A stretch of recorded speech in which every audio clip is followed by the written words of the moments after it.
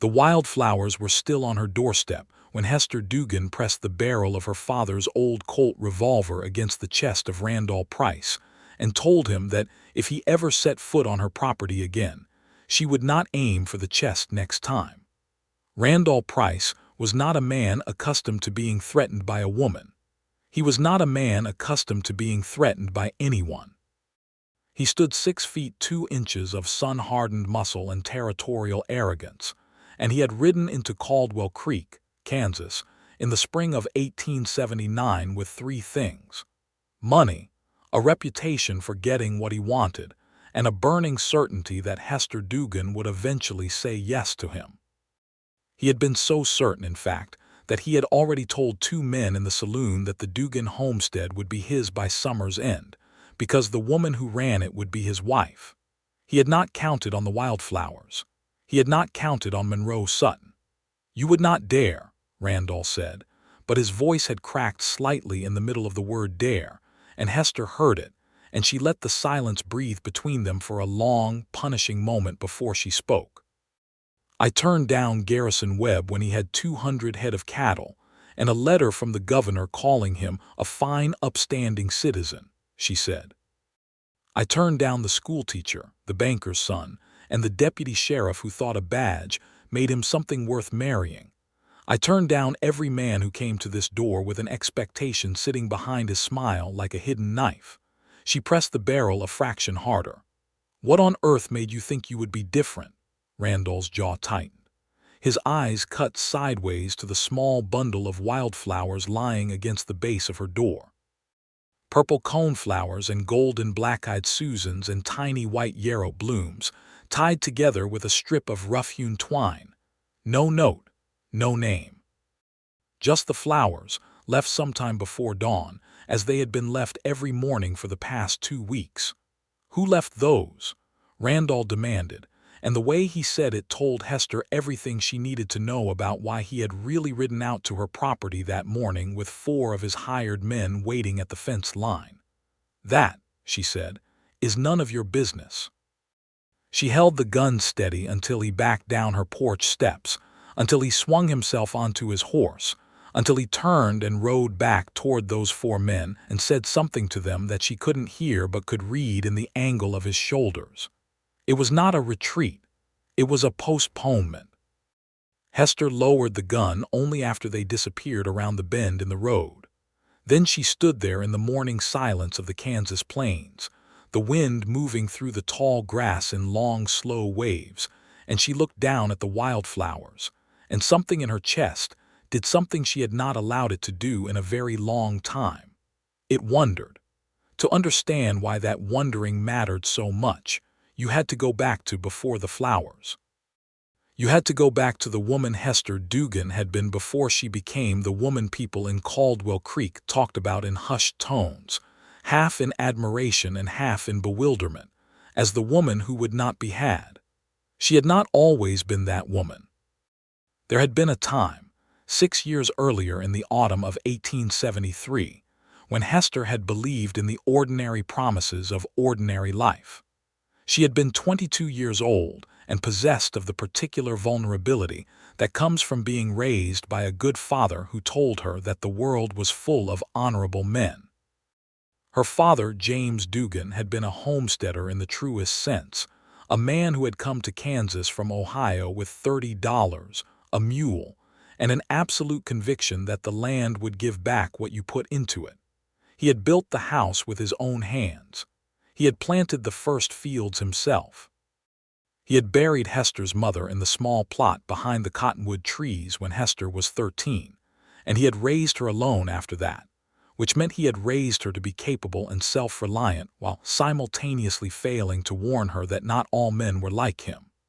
The man who had failed to warn her was named Thomas Alderley, and Hester had loved him with everything she had at 22 years old, which was considerably more than most people loved anything at any age. Thomas had come to Caldwell Creek as a land surveyor, which gave him a certain kind of respectability that the cowboys and drifters didn't have. He was educated. He was charming in the careful way that educated, charming men often are. He had courted Hester properly, with her father's blessing, and she had said yes when he proposed, and she had spent 3 months planning a future in her head with the meticulous joy of someone who has never been badly hurt, and therefore cannot imagine the shape of the hurt that is coming. Thomas Alderley had left on a Tuesday morning in November, 2 weeks before the wedding date, with everything of value from her father's house that he could carry, including the money James Dugan had been saving for 6 years in a tin box behind the loose board in the kitchen wall. He had known about the tin box because Hester had told him, because she had trusted him with every secret she had. They never saw him again. James Dugan had not spoken for 3 days after they discovered the theft. When he finally spoke, he said only one thing to his daughter. He said, "You are still here. You are enough." He died 14 months later of a lung sickness that had been growing in him for years. And Hester always believed, though she never said so aloud, that Thomas Alderley had taken something from her father that the lung sickness merely finished. She buried James Dugan in the plot beside her mother, and she sat down on the porch of the house he had built, and she made a decision that was not dramatic in the making, but was absolute in the holding of it. She would keep the land. She would work it. She would build something real from the bones of what he had left her, and she would never again give any man the kind of access to herself that Thomas Alderley had been given. She had kept that decision for 6 years. The suitors had come steadily, because a woman alone on a viable homestead with good water access and 160 acres of productive land was considered a fine prospect in the Kansas of 1879, and because Hester herself, even at 28, was the kind of woman whose face stopped conversations, not with any simpering prettiness, but with the particular quality of someone who has been through fire and come out the other side knowing exactly who they are. She was tall for a woman of her era. She had dark hair that she wore pinned up in the practical way of a working woman, with pieces of it always escaping to frame her face in a way that was more honest than any deliberate style. She had brown eyes that people frequently described as direct, which was a polite way of saying that they had the uncomfortable quality of seeing more than you wanted them to. She had turned down all of them. She had turned down Garrison Webb because he spoke about the land as something to be conquered. She had turned down the schoolteacher because he flinched when she told him she could drive a plow as well as any man. She had turned down the deputy sheriff because she caught him telling the blacksmith that once a woman was married she could be managed. And she had turned down the banker's son because he had a meanness behind his eyes that he worked hard to hide in company, but that showed itself when he spoke about the Osage people who had been pushed off the surrounding territories, a meanness that was not ignorance but enjoyment. She had turned them all down without apology and without particular ceremony, and Caldwell Creek had decided collectively that Hester Dugan was either tragic or impressive, depending on who was doing the deciding. Monroe Sutton had not been part of any of these calculations. He had, in the way of truly quiet people, existed at the edge of the town's notice for nearly a year before Hester became aware of him as a specific person rather than a vague presence. She knew he lived up in the foothills of the Flint Hills, about 7 miles northeast of town, in a place people called the Upper Cut, because the land folded in on itself there and created a natural shelter from the prevailing winds. She knew he came into Caldwell Creek once a week, on Thursdays, to trade at Harwick's General Store and occasionally to have the blacksmith work on tools. She knew he was quiet in the way that some men are quiet because they have nothing to say, and others are quiet because they have too much, and she had not yet determined which kind Monroe Sutton was.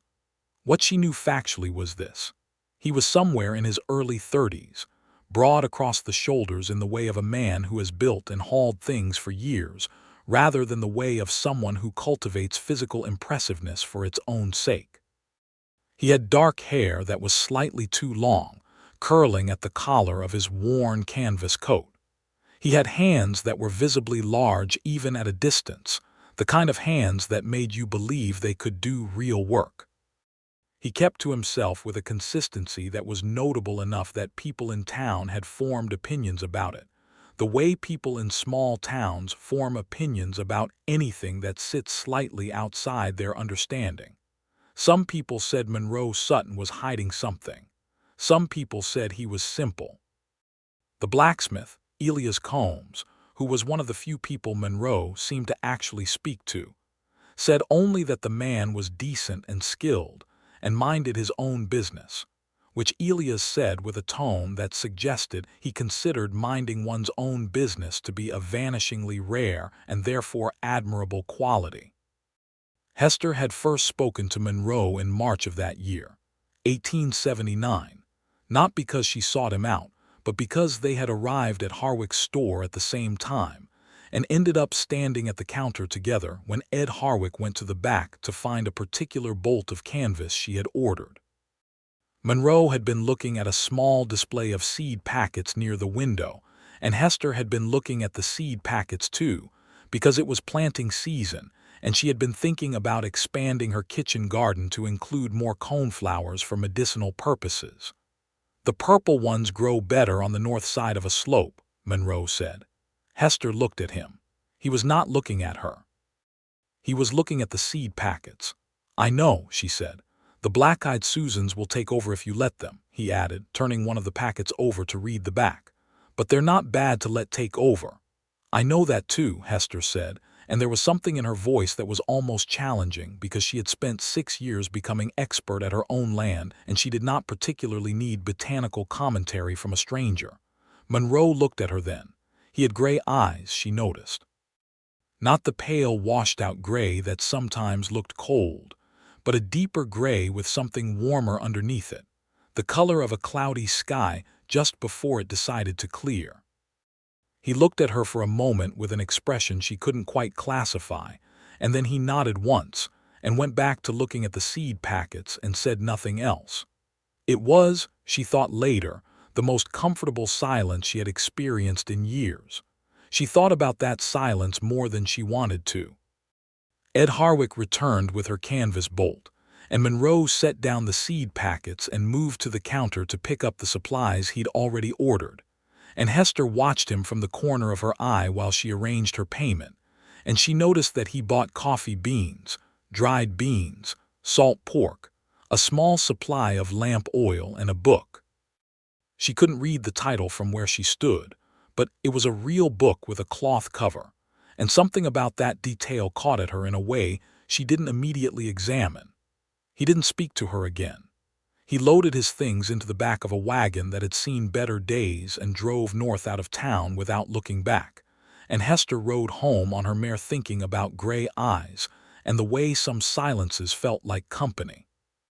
April came, and with it, the suitors she had come to think of as seasonal, the men who came out in spring with a particular kind of energy that the warming weather seemed to produce in them, a sense that winter was over and decisions should be made, and why not a woman with good land and no husband to stop them? Randall Price arrived in April, and he was different from the others in a way that made Hester more careful than usual. The others had been motivated by ordinary things: loneliness, ambition, the social expectation that a woman of 28 should be attached to something. Randall Price was motivated by something she could identify clearly only as hunger, and not for her, but for what she had. He had bought the Morrison Ranch 2 miles south of her property in the previous autumn, and she had heard from 3 separate people that he had been asking questions about the water rights on her land since before winter. The Dugan property had a spring-fed creek that ran reliably year-round, a thing of genuine value in a country where water was never guaranteed.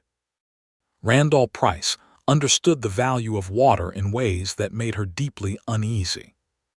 He came to court her, and she shut him down with a politeness that was only barely politeness, and he came again, and she was less polite, and he came a third time and brought 4 men to wait at her fence line while he knocked on her door, and that was the morning she had met him with her father's revolver. But between his second visit and his third, the flowers had appeared. The first morning she had found them, she had stood on her porch in the gray light before sunrise, and stared at the small bundle lying against her door as if it might explain itself if she waited long enough. Purple coneflowers and golden, black-eyed Susans and white yarrow. The same wildflowers she had discussed with Monroe Sutton 6 weeks earlier at Harwick's store. She had looked up the road in both directions. Nothing. Just the road and the wind and the tall grass bending in the early morning light. She brought the flowers inside and put them in a jar of water and told herself she was going to find out who left them and put a stop to it before it became something she had to manage. She had enough things to manage. They appeared again the next morning. Same flowers, same twine, same wordless offering. And the morning after that, she started waking up earlier. She would rise in the dark and sit at the kitchen window wrapped in a quilt, watching the road. She never saw anyone. The flowers were always there before she thought to look, as if whoever left them moved through the pre-dawn hours with the particular quietness of someone who was genuinely at home in the dark and the silence. On the 5th morning, she found a single addition to the usual bundle, a small piece of dried sweetgrass woven into the twine. She held it and breathed it in and felt something she had no name for settle in her chest like a stone settling to the bottom of clear water. Not heavy. Just present, she made a decision. On Thursday, she rode to Caldwell Creek. Monroe Sutton was at Harwick's as she had expected. He was speaking quietly to Elias Combs near the entrance, and he looked up when she came through the door, and the expression on his face in that single unguarded second before he composed it told her everything she needed to know. He had not expected her to look directly at him. He had expected, she understood suddenly, to remain exactly what he had been, invisible, quiet, offering something with no expectation of return. She crossed the room to where he stood. Elias Combs looked between them and then discovered a sudden pressing reason to examine something on the other side of the store. "It's you," Hester said. She was not asking. Monroe was quiet for a moment. His gray eyes were steady and clear, and there was no deception in them, which was something she noticed the way you notice something you have been looking for so long that when you find it you don't quite trust it. "Yes," he said. "Why?" she asked. He was quiet again, and she had the sense that he was not quiet because he didn't have an answer but because he was finding the most honest way to give it. It was the kind of quiet that respected both the question and the person asking it. "I saw your garden when I passed your place last September," he said. "You had coneflowers along the north fence, and the black-eyed Susans were going wild on the south side. I thought a woman who knew how to let useful things grow wild probably knew a good number of things that were worth knowing." He paused. "And then you came to the store in March, and you already knew everything I was about to say, and I thought about that for a long time." Hester looked at him for a long moment. The morning light came through the front window of Harwick's and caught the dust motes in the air between them and made them look like small suspended stars. "You could have knocked on my door," she said. "I know," he said. "I didn't want to be another man knocking on your door." Something in Hester's chest did the thing it had done on the morning she had found the first flowers. It wondered. It felt the beginning of something she had specifically and deliberately and quite successfully avoided feeling for 6 years, and it did not feel like the thing she had felt for Thomas Alderley at 22, which had been wide open and trustful, and made entirely of hope. It felt instead like something more careful and more knowing, something that had taken account of her experience and arrived anyway, which somehow made it more frightening and more compelling at the same time. "I would like to know your name properly," she said. "I know people call you Monroe Sutton. I would like to know something more than that." So he told her.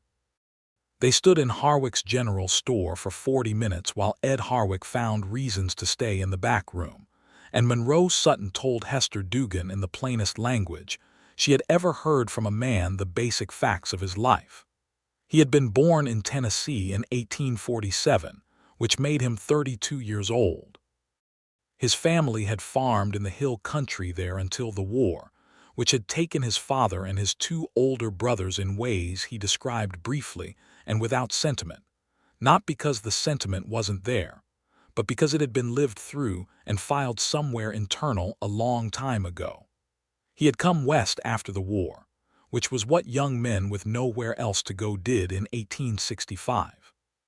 He had worked cattle drives for several years, which had taught him practical things about the land and about other people. And then he had come north to Kansas in 1872 and bought his place in the Flint Hills with 7 years of careful saving, and the settlement from an injury he had taken working a drive in Texas that had left a scar along his left forearm that was visible when his sleeve rode up. He had not married. He had not, he said, found a person that made him want to give up the quiet he had worked to build. He said this not as a boast or a complaint, but as a simple statement of how things had been, the way you would describe weather. "What is it you do up there?" she asked. "In the hills. Trap some in winter," he said. "I have a small herd, I work wood. I know the land pretty well up in that fold, so people sometimes pay me to guide them through it. Hunters mostly, some survey work." He paused. "I grow things. I find what grows where it shouldn't, and I think about why." She thought about the sweetgrass woven into the twine. "Where did you find the sweetgrass?" she asked. "East side of the creek, about 3 miles up from where it joins the main branch," he said. "It started growing there about 4 years ago. I don't know why it decided on that spot. Some things just decide." She looked at him for another moment, measuring, not because she didn't believe him, but because belief was something she had learned to earn slowly, and she had also learned that she could trust the measuring if she did it honestly. "I would like to see your place sometime," she said, "if that would be acceptable." He looked slightly surprised, only slightly, but enough for her to see it. "Yes," he said, "that would be acceptable." She rode home thinking about gray eyes and sweetgrass, and the way he had said some things just decide, as if it were a perfectly reasonable explanation for anything, including possibly the two of them standing in Harwick's store, having the most direct conversation she had had with a man in 6 years. She was still thinking about it when she turned into her property and saw Randall Price's men at the fence line. The confrontation with Price that morning had been the third and worst, and when it was over and she stood on her porch with the gun still in her hand looking at the wildflowers on her doorstep, she understood with a clarity that was almost physical that Randall Price was not simply going to stop. The way he had looked at those flowers, the question he had asked, that told her that he had connected them to someone, and that someone was now going to become part of whatever dark calculation Randall Price was running in his mind. She brought the flowers inside, and then she saddled her mare and rode northeast toward the Flint Hills, because she needed to warn Monroe Sutton, and because she also, though she was honest enough with herself to admit it, simply needed to see him. The upper cut was not easy to find if you didn't know where to look. The land folded and rose in the way of the Flint Hills, the grass-covered limestone and chert ridges giving way to hollows and draws that were invisible until you were standing in them.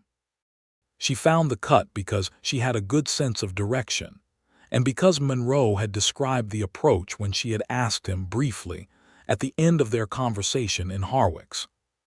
His place was simple and solid in the way that self-built things are when the person who built them was more interested in the building lasting than in it being impressive. A 2-room cabin of fieldstone and timber, tight and low against the prevailing wind. A small barn that was newer than the cabin, the wood still showing some lightness that the weather hadn't had time to work out of it yet. A garden that was, she noticed with a start of pleasure, extraordinary. Not a kitchen garden in the ordinary sense, but a dense, layered arrangement of food crops and wildflowers and herbs that occupied every possible inch of the south-facing slope behind the cabin in a way that was both purposeful and slightly wild, as if the garden had been started with a plan and then invited to continue on its own terms. Monroe came out of the barn when she rode up, and he looked at her with that unguarded expression again, that single second of not quite expecting her before he settled into stillness. "You came," he said. "Randall Price came to my property this morning with 4 men, she said, dismounting. "I sent him away, but I don't think he'll stay away. He saw the flowers and he asked who left them. He's going to find out it was you, and I think he's going to make that into something." Monroe was quiet, looking at her. "Are you all right?" he asked. She noticed that he asked that before anything else, Not what did Price say, not what does this mean for me, but are you all right? Yes, she said. I'm all right. Come inside, he said. I'll make coffee. The inside of the cabin was as she might have predicted and also not at all what she expected.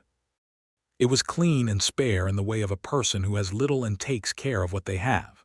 There was a table and 2 chairs, both of solid construction, and a shelf of books along one wall, more books than she would have guessed, and she found herself moving toward them before she meant to. Dickens, Thoreau, a well-worn copy of Walden that had clearly been read many times, several volumes that looked like natural history texts, their spines creased and soft. You read Thoreau, she said. Several times, he said, from where he was setting water to heat on the small iron stove. I don't agree with all of it. He makes solitude sound like something you choose cleanly, and it's not always that clean. She turned to look at him. What do you mean? He was quiet for a moment, measuring coffee beans. Sometimes solitude is what you build around yourself because the alternative requires trusting people, and trust is expensive when you've paid for it the wrong way before. He looked up at her briefly. I imagine you know something about that. She sat down in one of the chairs. Yes, she said. I do. She told him about Thomas Alderley. She had not told the story directly to anyone except the lawyer she had needed to consult about her father's accounts afterward, and even then she had told only the practical facts. She told Monroe the practical facts and also the other ones, the ones that were not about money, the way she had trusted Thomas with every secret she had, the way her father had not spoken for 3 days, the way she had sat on the porch and made her decision. Monroe listened without speaking. He did not offer the particular kind of sympathy that is actually about the person doing the sympathizing. He just listened, and when she was done he set a cup of coffee in front of her that was strong and dark and exactly right, and he said, he didn't take what he thought he took. She looked at him. What do you mean? He took money. He took the ordinary things, Monroe said. The part of you that chose to stay on that land and work it and build it up, the part that learned everything about your property and became expert in it, and the part that knows what it knows and doesn't apologize for knowing it. He didn't take that. He looked at her steadily. I don't think he could have taken that even if he'd tried. Hester Dugan, who had not cried about Thomas Alderley in 4 years, felt something move through her that was not quite tears but was adjacent to them, and she breathed it down deliberately and wrapped both hands around the coffee cup. What happened to you? She asked. That made solitude expensive. He told her then the way she had told him, plainly, without performance. There had been a woman in Texas during his cattle drive years. Not a betrayal in the same way, but a loss of a different kind. She had been the daughter of a rancher he worked for, and they had been toward something together, and then her father had intervened with a completeness that was final and absolute and left Monroe understanding that a man with nothing but his own labor was invisible in certain rooms, no matter what he was on the inside.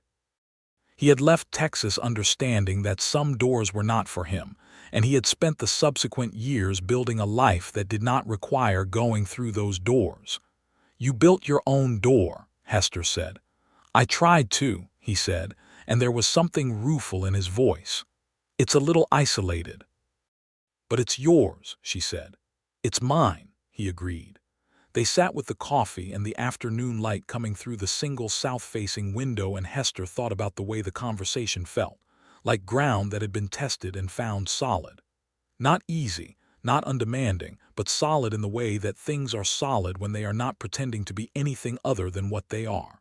She told him about Randall Price in more detail, about the questions she had heard he was asking regarding her water rights, about the way he had spoken about her land as something that would come to him eventually, inevitably, as if the question were not whether but when. Monroe listened to all of it, and then he said, he's going to try to force a decision one way or another. If he can't acquire the land through marriage, he'll find another angle. He paused. I know his type from the drives. Men who think the law is a tool rather than a structure. They're patient when they need to be, and they're not patient when they feel threatened. I made him feel threatened this morning, Hester said, not without some satisfaction. Good, Monroe said, and she heard in that single word a firmness that was not aggression but was something more useful, a clear-eyed recognition that some things deserved to be stood against. She rode home in the late afternoon, and the ride had a different quality to it than the ride out. Something had shifted. She could feel it in the way she sat the horse, in the way the land looked around her, the same hills and grass and sky as always but with a slight change in angle, the way a room looks different when you move the source of light. Over the following 2 weeks, Hester and Monroe established a pattern that was also not quite a pattern, but felt more like a mutual gravitational arrangement, something they were both drawn into without either of them formally deciding on it. He came to her property on Tuesday mornings, officially to help her with a fence line on the east side of the property that had been giving her trouble since the previous spring. He was a skilled worker with stone and timber, and the fence went from a problem to something genuinely right over 3 consecutive Tuesdays. But the fence was not entirely the point, and they both knew it. While they worked, they talked, and the talking was like the coffee that first afternoon, strong and honest and not always comfortable but always real. She told him about her plans for the land, the north field she wanted to expand, the possibility of a small dairy operation, the apple trees she had planted 3 years ago that were just now beginning to show promise. He listened with the quality of attention that she had come to associate with him specifically, the kind that was not waiting for its own turn to speak, but was genuinely absorbing what was being said. He told her about the land in the upper cut, about the particular ecology of the Flint Hills that he had spent 7 years learning, about the bird migrations that came through each spring and fall, about the way the limestone under the thin soil created water patterns that were different from anywhere else he had lived. He told her about his traplines in winter, not with pride, but with the factual care of someone describing work they respect. One Tuesday, he brought her a book, A Natural History of the Prairie Plants of Kansas, by a botanist from the University of Kansas in Lawrence. He set it on the porch railing when he arrived without announcement or ceremony, and she picked it up and looked at it and felt the warmth of being known accurately, which is a different and more specific pleasure than being loved generally. "I thought it might be useful," he said. "It will be," she said, and held it the way you hold something you are going to keep. Randall Price had not been quiet in those 2 weeks. She heard, through the network of information that moves through a small community in ways that are informal but remarkably reliable, that he had been asking about Monroe Sutton, that he had been at Harwick's asking questions, that he had ridden out toward the upper cut one afternoon. She also heard from Elias Combs, who told her directly, and with some concern, that Price had spoken to the county land office about her water rights and whether there were any irregularities in her original land claim. There were not. Hester knew exactly what was in her father's original claim and everything that had been done since, because she had made it her business to know with the thoroughness of someone who understood that her security depended on knowing it completely. But the inquiry itself was a message, and she understood the message. Price was beginning to apply pressure at the edges, looking for a point of entry. She told Monroe on the 3rd Tuesday when the fence was finished and they were sitting on her porch drinking coffee in the early evening light. The fireflies had started to come out over the grass, and the air had the smell of late May in Kansas, warm and full of something that was almost honey. Monroe looked at the fireflies for a moment before he spoke. "I think I need to talk to someone," he said. "Who?" "Judge Carver in Wichita," he said. "He's a fair man. I did some work for him 2 years ago, and he's someone who understands land claims properly." He paused. "I think you should have someone review your water rights documentation formally and get it into the official record clearly before Price finds a way to muddy it." It was good counsel, practical and specific, and offered without any implication that she couldn't handle her own affairs, only that having support in handling them was a reasonable thing. She thought about how different that felt from the men who had offered to help with her property as a prelude to suggesting it should become their property. "I'll write to Judge Carver," she said. "Write to him directly," Monroe said.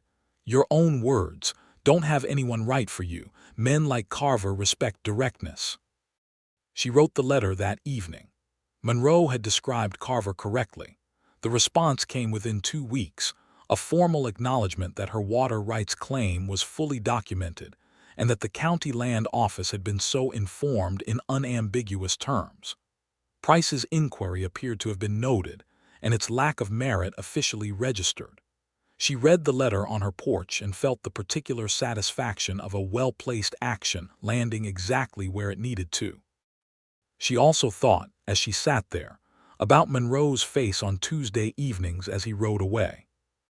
She had developed the habit of watching him go from the porch, and she had noticed over 3 weeks that he always looked back once when he was at the bend in the road. Not a long look, just once, brief, as if checking, as if she were something he needed to know was still there. It did things to her, that look. She had not stopped being afraid.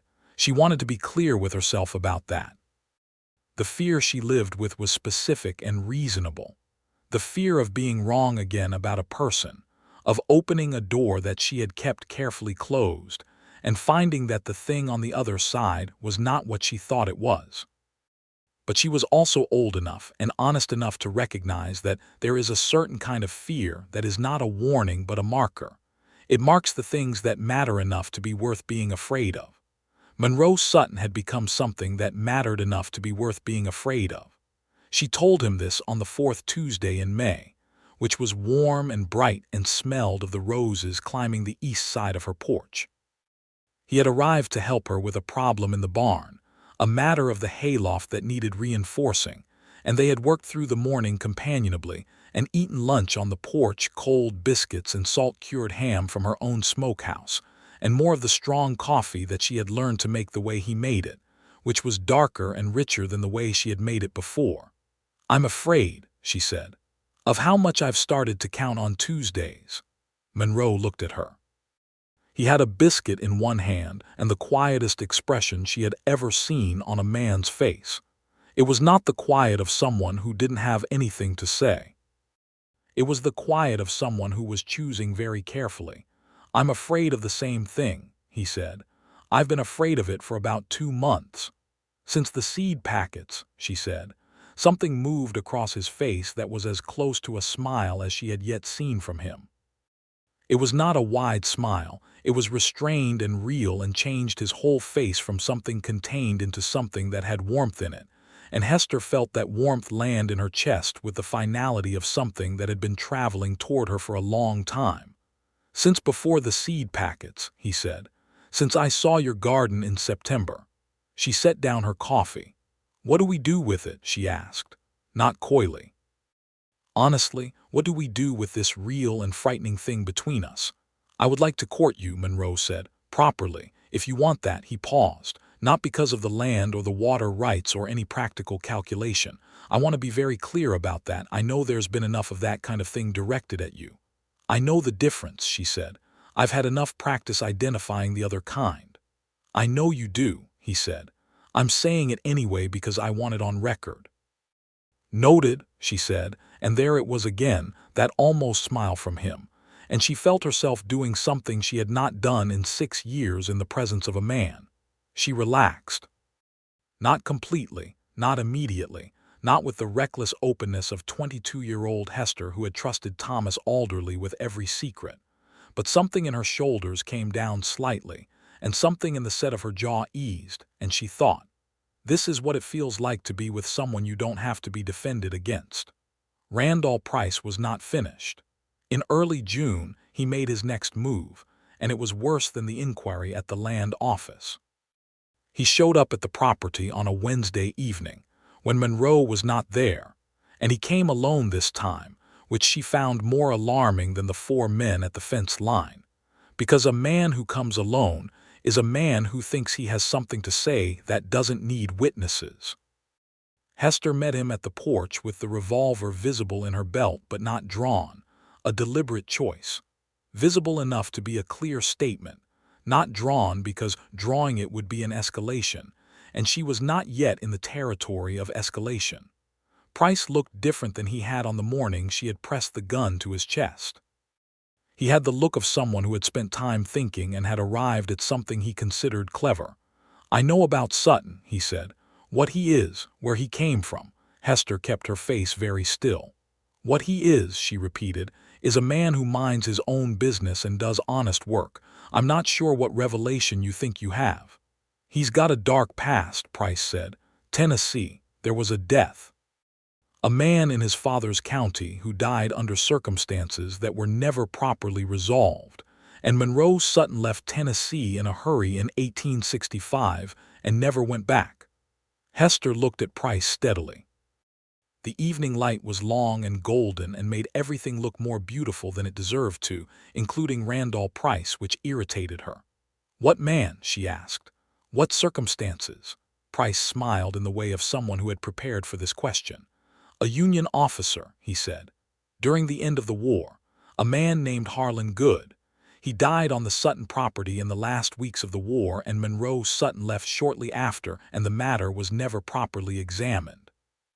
Hester was quiet for a moment. She thought about what Monroe had told her about the war taking his father and brothers. She thought about 1865 and what that year was like in Tennessee, in the hill country, where the war had been fought not in major battles but in the particular intimate brutality of neighbor against neighbor and occupier against occupied, and 1,000 small violences that were never properly documented or examined, because the people who would have documented them were often the same people committing them. "Price," she said, "the war ended 14 years ago. Whatever happened in those hills in the last weeks of it, I expect there were about 10,000 similar events across 4 states that nobody ever properly examined, and most of the men involved in them on all sides are walking around right now being considered respectable." She looked at him evenly. "If you have an actual legal claim to make about Monroe Sutton, make it to the sheriff. Otherwise you're using old tragedy as a bludgeon, which tells me more about your character than his." Price's jaw tightened. "You're making a mistake," he said. "I make my own mistakes," she said. "That's a privilege I've earned."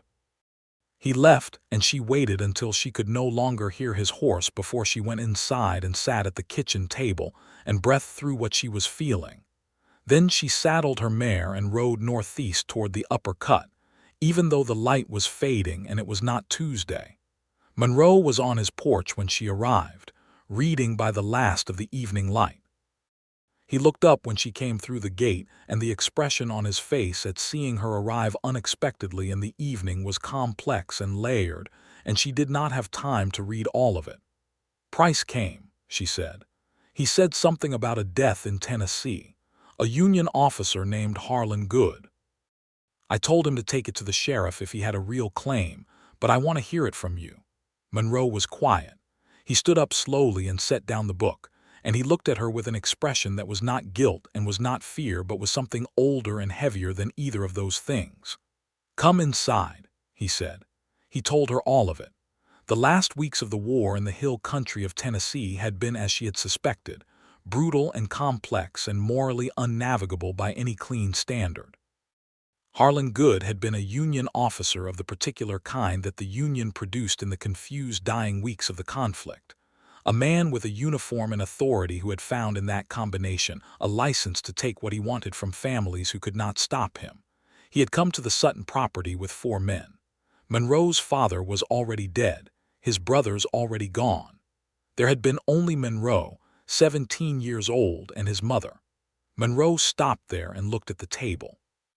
When he continued, his voice was flat and careful, the voice of someone who has had to tell a thing only to themselves for a very long time and has never before found the words to give it to another person. Harlan Good had not simply taken food and livestock. He had done other things to Monroe's mother, things that Monroe had been powerless to stop, and that had left her destroyed in ways that went beyond the physical, and that had killed her within the year. Not from any direct wound, but from the kind of destruction that doesn't leave marks that a doctor could record. Monroe had found a rifle and he had used it, not in time to prevent what Good did, but in time to prevent him leaving to do it again. and then he had buried good on the property, and he had waited 3 weeks, and then he had left Tennessee and never gone back. The room was very quiet when he finished. Hester sat across from him and looked at his hands on the table, those large, careful hands, and she thought about 17 years old and the end of a war and a mother and a man who had used his authority as a weapon. She thought about justice and what it looked like in a country where it had almost never been evenly distributed, and she thought about Randall Price using this story as a bludgeon. "Monroe," she said. He looked up.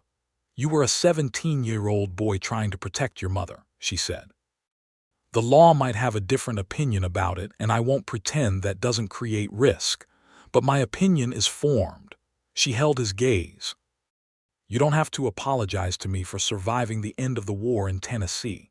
Something in Monroe Sutton shifted. It was visible even in the lamplight, some weight that had been in the set of his shoulders for a long time adjusting itself slightly, not disappearing but redistributing as if someone had come and stood on the other side of it to help him hold it. "I've never told anyone that," he said. "Not in 14 years. "I know," she said. "I could tell." "Does it change things?" he asked. She looked at him carefully. "It tells me something true about who you are," she said.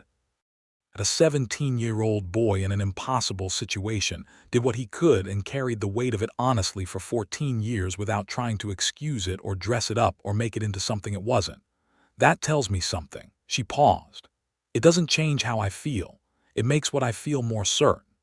He reached across the table and put his hand over hers, and it was the first time he had touched her deliberately, and she felt it through every layer of herself, that warm and certain pressure.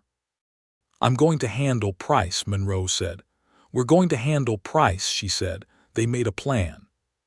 The plan involved Sheriff Watts in Caldwell Creek, who was a fair-minded man if not an especially energetic one, and it involved Elias Combs, who had more knowledge of Price's business dealings than he had previously shared, and it involved a letter to a lawyer in Wichita whom Monroe knew from his survey work. What they discovered, through the subsequent 2 weeks of careful inquiry, was that Randall Price's own history bore considerably more scrutiny than Monroe Sutton's. The Morrison ranch he had purchased the previous autumn had been acquired through a process that 2 witnesses were willing to describe as coercive. He had applied pressure to the Morrison family through debt he held on their livestock, and had structured the forced sale in a way that left them with almost nothing. There was also the matter of water rights on the Morrison land itself, which Price had misrepresented to the county when he filed his claim. Elias Combs made a formal statement. The 2 Morrison witnesses made formal statements. The lawyer in Wichita reviewed everything and wrote a letter to the county that was, Monroe told Hester when she read it, about as definitive a legal document as you could produce without actually going to court. Randall Price left Caldwell Creek in the first week of July, selling the Morrison ranch to settle his debts at a price that left him with considerably less than he had arrived with. He went south toward Oklahoma Territory, and no one in Caldwell Creek expressed particular regret about his departure. On the morning that Hester heard he was gone, she sat on her porch in the early light and felt something release from the air around her property, like a held breath let go. Monroe arrived at noon, not Tuesday, just noon on a Thursday, and he came up the road on his horse with a straightforwardness in his posture that she had come to read as meaning he had decided something. He stood at the fence and looked up at where she was standing on the porch, and he said, "I'd like to propose something." "You can come onto my porch to say it," she said. He came through the gate and up the porch steps, and he stood in front of her in the summer noon light, and he looked at her with those gray eyes that she had learned, over 3 months, to read like weather. And what she read in them now was something clear and decided and very certain. "I would like to ask you to marry me," Monroe Sutton said. "Not because of any practical reason, not because of the land or any benefit to either of us from a legal arrangement, because I have been alive for 32 years, and this is the first time in my life that I have been fully known by another person and felt that the knowing was safe." He paused. "And because I would like to be the person you count on for the rest of our lives, if you'll have me." Hester Dugan had turned down every man who had ever knocked on her door, with an expectation sitting behind his smile like a hidden knife. She had turned them down with a clarity and a consistency that had become the defining fact of her reputation in Caldwell Creek, the thing people talked about, the proof of her either being tragic or impressive depending on who was doing the deciding. She had turned them all down. She did not turn Monroe Sutton down. "Yes," she said, "I'll have you." What followed was not a fairy tale. Hester was too practically minded for fairy tales, and Monroe was too honest for them. What followed was something better than a fairy tale. It was a real life being built between two people who had both been damaged by the world in specific ways and had decided, with full knowledge of the damage, to try anyway. They were married in September of 1879, in the yard of Hester's property, because that was where it felt right. Reverend Davies from the Caldwell Creek Church performed the ceremony, and Elias Combs stood as Monroe's witness, and a woman named Clara Hutchins, who ran the millinery and had been Hester's closest friend since the previous year, stood as Hester's witness. The day was blue and warm, and the black-eyed Susans were blooming along the south fence exactly as Monroe had said they would, if you let them take over a little.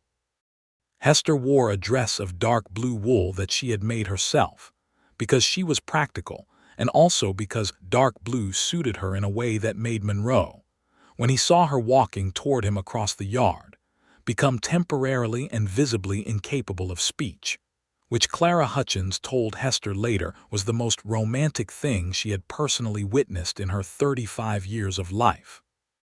After the ceremony, when the small gathering had eaten and drunk and Reverend Davies had ridden back toward town, Monroe and Hester sat on the porch together as the light went golden and then amber and then soft gray, and Hester leaned her head against his shoulder, which was something she had not done with another person in 6 years, and Monroe put his arm around her, and they sat there in the quiet that felt like company. "We need to make some decisions about the practical things," Hester said. "Yes," Monroe said. "I'm not leaving this property," she said. "My father built this house. I won't leave it." "I know," Monroe said. "I'm not asking you to.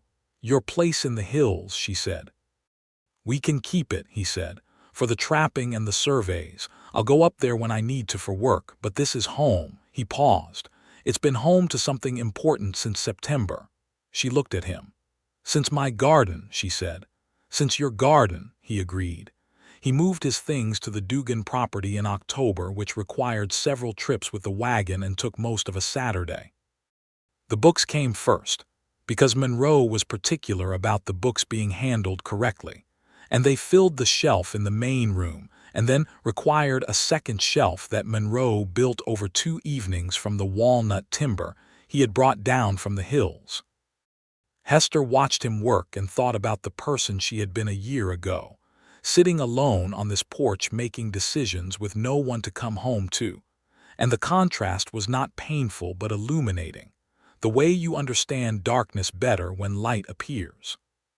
The winter of 1879 was cold and deep, as Kansas winters could be, and they spent it learning the particular intimacies of shared domestic life, whose coffee was stronger, who woke earlier, how to navigate the small frictions of two people with well-established independent habits learning to occupy the same space. There were frictions. Hester had her ways of doing things that were the result of 6 years of being solely responsible for the running of her household, and she found that sharing decision-making required more conscious effort than she had expected. Monroe had the habits of a man who had lived alone since his early 20s, and some of those habits were stubborn in the way of things that have had time to root deeply. But they were honest with each other about the frictions, which was, as Hester would think later, the thing that made the difference. When something was wrong, they said so, not with performance or drama, but with the directness that they had brought to each other from the beginning. They had started in honesty and they stayed there, and honesty, maintained consistently, turns out to be a remarkably effective foundation for everything else. Monroe expanded the barn that winter, planning for spring. He had ideas about the North Field that Hester had been wanting to expand, ideas that incorporated her knowledge of the land with his knowledge of what grew where it shouldn't and why. They sat at the kitchen table many evenings with maps and notes, and talked about the land with the shared engagement of two people who both find the same things interesting, which is a profound and underrated form of intimacy. He also told her, piece by piece over the winter, the rest of his life in Tennessee. The parts before the end of the war, the hill country farm and what it had been before everything was lost, his mother before she was destroyed, his father and brothers as they had been when they were alive. He told her things he had not thought about in years, and the telling had the effect that honest telling often does. It made the things smaller, not insignificant but survivable, because they were now shared. She told him too. Things she had not told anyone.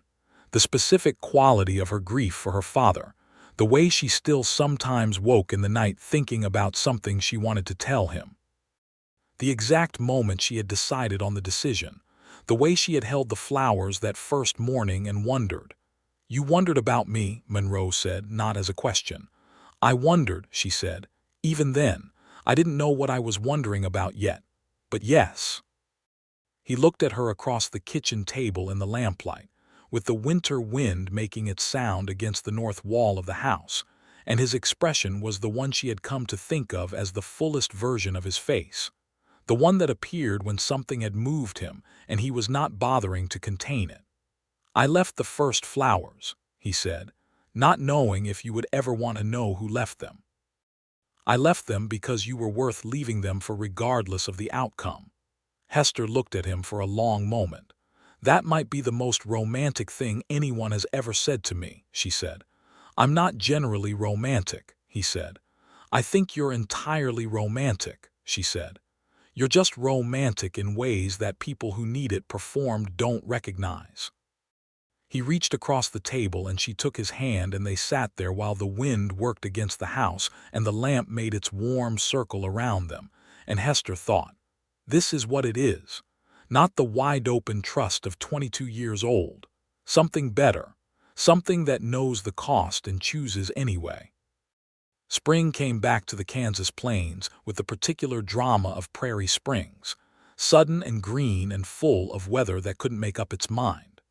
The North Field expansion was underway by April, Monroe and Hester working it together, with a hired hand named Clem Jarvis who came from town 3 days a week, and was a good worker and a quiet person whom Monroe particularly appreciated.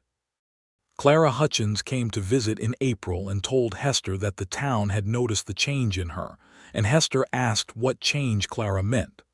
Clara said, "You look like someone who has stopped waiting for the next thing to go wrong." Hester thought about this and said she supposed that was accurate. Clara said Monroe Sutton had the rare quality of seeming exactly as advertised, which in her experience was something that happened in about 1 man in 50. Hester said she agreed with that assessment. In May, Hester knew she was expecting.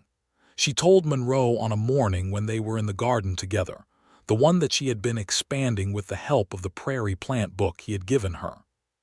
She said it plainly, as she said most things, standing between the rows of coneflowers with dirt on her hands, and Monroe looked at her and became very still in the way he became still, when something had moved him to a depth that required him to stop moving in order not to be overwhelmed by it. Then he crossed to her and put his arms around her gently, and she felt the warmth of him and the steadiness of him, and she breathed him in and thought, "I am so grateful for the Wildflowers." Their son was born in January of 1881, on a day of blue winter cold that made the world outside the windows look like a painting of itself. Monroe was there for the birth, which was not common for the era but was something Hester had been clear about, and he held her hand through the long hours of it with a steadiness that she was not surprised by but was nevertheless grateful for in a way that went very deep. The boy was healthy and loud and had, they both agreed, an opinion about being alive that he expressed vigorously from the first moments. They named him James Monroe Sutton, James for Hester's father, and from the first time she heard Monroe say the name aloud to the small, red-faced creature in his arms, something in her that had been bittersweet about her father became, not less present, but integrated into something larger. James the grandfather was in James the grandson, was in the house that Hester's father had built and Monroe had moved into, was in the land that had been the elder James's dream and was now fully the life of both of them. Monroe held his son and looked at Hester from across the room with the fullest version of his face, and Hester looked back and thought, "This is what was on the other side of the decision I made 6 years ago. Not this specifically, but the possibility of this." Young James, as they came to call him to distinguish him from the memory of his grandfather, grew in the way of healthy children, loudly, with a will of his own and a curiosity about everything that was exhausting and wonderful. He inherited Hester's directness and Monroe's quiet patience, and was a strange and effective combination of both, capable of silences that observed everything and eruptions of opinion that surprised everyone. The homestead grew too. The North Field produced well in its second full season. Monroe's work in the Flint Hills continued on a modified schedule, mostly in fall and winter when the demands of the farm were lighter, and he brought back income from it that supplemented the farm in the years when the Kansas weather was difficult, and Kansas weather was frequently difficult. There were hard years. 1882 brought a drought that scared everyone in the county. They managed it because they had the spring-fed creek, and because Monroe had studied the water patterns of their land carefully enough to know exactly how to use what they had without wasting it, and because Hester had diversified the farm enough that no single failure was catastrophic. They were lean, but they did not break. In 1883, Hester's daughter was born, a girl they named Eleanor, for no one in particular but for the sound of it, and the fact that it suited her from the moment they said it over her small, sleeping face. Eleanor was different from James in every possible way. Where James was loud, Eleanor was observant. Where James moved through the world with force, Eleanor moved through it with attention. She had Monroe's gray eyes and Hester's dark hair, and a quality that both parents recognized as their own combined, a core of something absolute that would not bend to pressure. They watched their children grow, and they built their life, and they had the ordinary arguments and the ordinary joys, and the specific arguments and specific joys that belong only to the two particular people who are having them. And through all of it, they maintained what they had started with. The honesty that had brought them together and the directness that had been, on a morning in Harwick's General Store, the thing that had made Monroe Sutton look at Hester Dugan with those gray eyes and recognize something worth recognizing. Elias Combs came to dinner twice a year, and became something like family to them, gruff and reliable and deeply fond of young James, whom he taught some things about metalwork that Monroe could not teach because Monroe's skills were in wood and stone. Clara Hutchins married a widowed farmer named Driscoll in 1882 and brought her husband and his 2 children to Sunday dinners at the Dugan homestead, with a regularity that made those Sundays into something Hester looked forward to with a pleasure that surprised her, given how solitary she had been for so many years. She thought sometimes about the version of herself who had made the decision on the porch and chosen to keep herself defended, and she was grateful to that version of herself for surviving so well and for being wise enough, in the end, to recognize the difference between the threat and the wildflowers. Monroe built a second room onto the cabin in the upper cut in 1884, not because they needed it for living in, but because they had begun spending a week each summer there, the whole family, making the journey through the hills to the fold of land where Monroe had lived alone for 7 years. The children loved it, James for the practical wildness of it, Eleanor for the way the birds came through on the migration routes and could be watched for hours from the south-facing slope. Monroe showed them both what grew where and why, and Hester listened while he taught them and felt the pleasure of hearing things she already knew said in the voice she most trusted. One evening, sitting on the porch of the Upper Cut cabin in the late summer of 1884, watching the children chase fireflies through the grass below, Monroe said, without preamble and in the tone of someone who has been thinking about something for a while, "I need to tell you something about the Tennessee business." Hester looked at him. "I wrote a letter," he said, "last spring, to the county in Tennessee. There's no record of Harlan Good being officially reported as killed in action or any other action in the last weeks of the war. The Union Army's records from that period are incomplete enough that the absence means nothing either way, but I needed to know if there was anything that could still follow us." She had not known he had written the letter. She felt something move through her that was not quite hurt, not quite surprise, but a question. "You did that alone," she said. "I didn't want to worry you if there was nothing to find," he said. She was quiet for a moment. "Monroe," she said, "I need you to not do things alone to protect me from worrying. I can worry, I'm not fragile." He looked at her and the expression on his face was immediate and honest. "You're right," he said. "I'm sorry, I have old habits about carrying things alone." "I know," she said. "I have them too, but we decided to carry things differently." "We did," he said. He reached over and took her hand and she let him, and they sat there while the children's voices came up through the summer dark and James caught a firefly and held it up in his cupped hands to show it to Alina, who peered at it with the scientific intensity of a person who would grow up to need to understand every small thing she encountered. "What did the letter say?" Hester asked. "That there's no active inquiry. That the records from that time are incomplete and considered settled," Monroe said. "Price was the only person who knew to look, and Price is gone." Hester looked at their children in the grass below the cabin. She thought about secrets and dark pasts and the way the weight of them changes when they are shared. She thought about a 17-year-old boy in the Tennessee hills at the end of a terrible war, and about the man he had become, and about the particular grace of becoming something good from something broken. "It's settled," she said, not as a dismissal, as an affirmation. "It is settled, and you are here and we are here and the children are catching fireflies." "Yes," Monroe said, "it's settled." He brought her hand up and pressed it briefly to his mouth, his lips warm against her knuckles in the summer night, and she felt through that small gesture the whole of what they had built.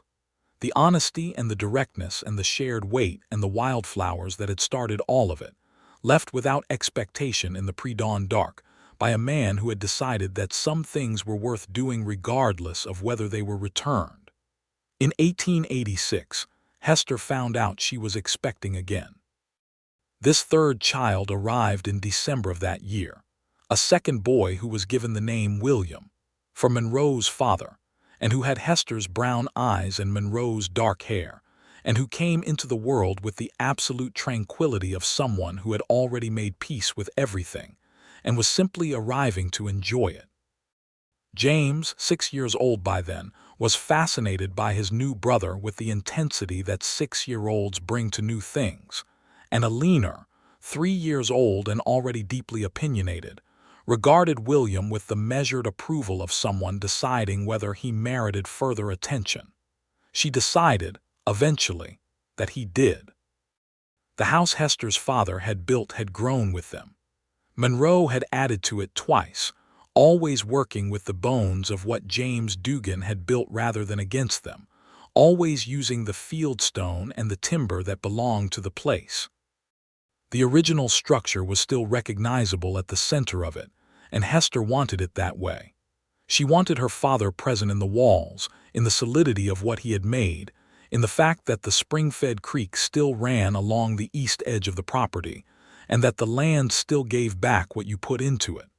She thought about him often, her father. She thought about what he would have made of Monroe Sutton, and she thought he would have liked him very much. The honesty, the work ethic, the way Monroe treated the land with respect rather than as something to be exploited. She thought James Dugan would have recognized in Monroe a man who knew that real things take time and real things require care, and real things are not the same as easy things. On the evening of their 10th wedding anniversary, in September of 1889, Monroe and Hester sat on the porch of the house her father had built and drank coffee in the way they had been doing for a decade, and watched the light go amber over the tall grass. The children were inside, James 15 and loud about it, Alina 11 and reading by the lamp, William 2 and already asleep. Hester was 41 years old. She had lived on this land for 28 years.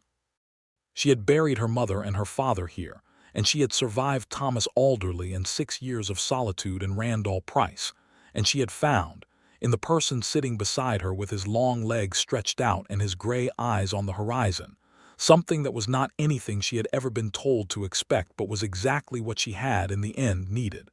10 years, she said. 10 years, Monroe agreed. What do you think about the next 10? She asked. He looked at her with the fullest version of his face, the warm and certain one. I think, he said, that the North Field is going to do well this year, and Alina is going to need more books by spring, and William is going to be something unexpected. She laughed, and it was the laugh of someone who had learned to laugh deeply and without reservation, which had taken some time but had been worth the learning. That's a very practical answer to a romantic question, she said. I have a romantic answer too, Monroe said. Tell me. He turned to look at her directly, those gray eyes that she had been reading for 10 years and still found worth reading. Next 10 years are going to be the same as the last 10, he said. Which is to say, the best thing I know, the most real thing I know. He paused. You are the most real thing I know, Hester. She looked at him for a long moment in the amber light, the wind moving through the tall grass in the long, slow waves that it always moved in, the sound of it like breathing, like the land itself breathing around the house her father had built. You left me Wildflowers, she said, before I had any reason to trust you. Before you had any reason to expect anything in return. That's still the bravest thing anyone has ever done for me. It wasn't bravery, he said. What was it? He thought about this for a moment in the honest way he thought about everything, not rushing toward an answer. It was honesty, he said finally, about what I wanted to say and couldn't find any other way to say. She reached over and took his hand. His hand, large and warm and certain, closed around hers. The fireflies were starting to come out over the grass. The lamp was burning in the house behind them, and Alina's silhouette was visible through the window, bent over her book. James's voice came from somewhere inside, telling something to no one in particular with the full conviction of a 15-year-old, who believed his observations were important. William was asleep in his small bed and breathing the deep, even breath of someone who had decided the world was a fine place. Hester leaned her head against Monroe's shoulder. We built something real, she said. We did, he said. The wind moved through the tall grass. The fireflies made their small lights in the dark. The creek ran along the east edge of the property, steady and clear, going where it was always going, giving back what the land required of it, doing what reliable things do, persisting in the quiet and certain way of things that were built to last. And on the north fence, where Monroe had let the black-eyed Susans take over in that first spring they had worked the land together, they were blooming still, golden and unruly and entirely themselves, exactly as he had said they would be. Some things he had told her once just decide. She had decided. He had decided. And the life they had built from that mutual deciding was exactly as real and as solid, and as full of weather and difficulty and joy as the land under their feet. Alive, demanding, worth every season of it, and entirely theirs.